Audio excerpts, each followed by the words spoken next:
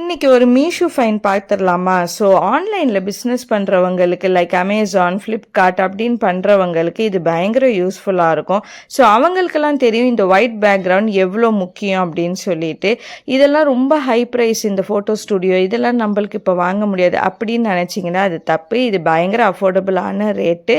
So ஸ்மாலாக business ஆரம்பித்தவங்க எல்லாருக்காகவுமே இந்த வீடியோ யூஸ் ஆகும். பயங்கர அஃபோர்டபுள் ரேட்டு. ஸோ இது ஒயிட் அண்ட் பிளாக் ரெண்டு பேக்ரவுண்ட்லேயும் கொடுத்துருக்காங்க. ரொம்ப easy to use and very கம்பேக்டபிள்.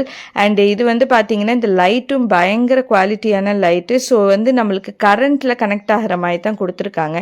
Charger அந்த மாதிரி இருந்தால் கூட சீக்கிரம் அந்த லைட்டெல்லாம் போயிடும். பட் அந்த மாதிரி இல்லாமல் கரண்ட்டில் கனெக்ட் பண்ணிக்கிற மாதிரி கொடுத்துருக்காங்க.